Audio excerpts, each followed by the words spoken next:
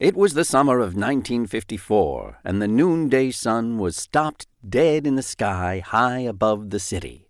Its rays beat down mercilessly on Junior Detective Morton Digby, who was standing outside the precinct by the food cart on the corner. He was a border collie mix, an average-sized dog with a thick black coat and a white belly, neck, and ruff. His ears were fully dropped, his eyes were icy blue, and a characteristic white strip ran down the middle of his face, spreading out across his snout. He had on a threadbare tan jacket that hung loosely over a white linen shirt and a navy blue tie. Morton tugged at the brim of his battered trilby, shading his eyes from the sun's glare as he turned to face his partner. "And this is Frankie's Frankfurters," Morton said, snapping his fingers and pointing finger guns at the food stand. "I can vouch for the number one, which comes topped with sauerkraut and mustard."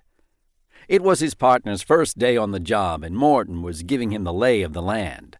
Senior Detective J.B. Puddleworth eyed the food cart dubiously. "Don't tell me you eat this junk for lunch every day," he asked much too loudly.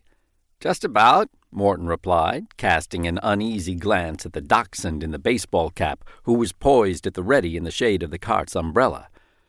"I suppose it won't kill me to eat a little street food," his partner muttered. Detective Puddleworth was a Scottish terrier with a wiry black coat, a stubby tail, and a long, bearded face. A short dog, the tips of his bat ears reached only to Morton's shoulder. The Scotty had arrived for his first day, decked out in a gray pinstripe suit with a paisley kerchief folded into his breast pocket, a dotted tie twisted just so, and a felt fedora set at a rakish tilt. Morton stepped up to the cart. "Hiya, Frankie. I'll take the usual, and a bag of salt and vinegar potato chips." The dachshund handed him a wrapped-up frankfurter and a bag of chips, and Morton pocketed his change. Detective Puddleworth ordered the same for himself, with the air of someone throwing caution to the wind. Morton was just getting acquainted with his new partner. A framed photograph of a dog in a pink hat had already landed on Detective Puddleworth's desk, and when Morton had asked about it, he'd learned that the Scottish Terrier and his wife had just moved from a stand-alone house in Staten Island to an apartment on the Upper East Side. His partner had proudly revealed another morsel of personal history when he'd declared, in front of all their gathered colleagues, mind you, that he could trace his ancestry back to a 12th-century Highland chieftain.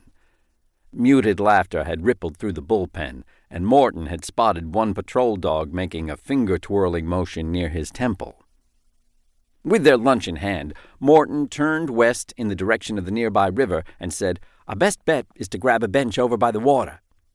Detective Puddleworth went all pop-eyed. "You can't be serious. Morton, I'm going to melt if we stay outdoors a minute longer." To prove his point, he began to pant heavily and mop his brow theatrically with his pocket square. "Come along, Morton, let's get out of this heat." Without waiting for a reply, the Scotty turned and marched back toward the precinct. Morton stared after his partner, wondering if he was expected to follow. The knock on short dogs was that they were often bossy, and while Morton didn't want to pigeonhole his partner unfairly, he was worried that Detective Puddleworth might prove overbearing. They were ostensibly equals, but it wasn't unheard of for senior detectives to treat a junior detective partner more like an assistant. Reluctantly, Morton turned and followed the Scotty up the steps and past the granite columns that flanked the police station's main entrance.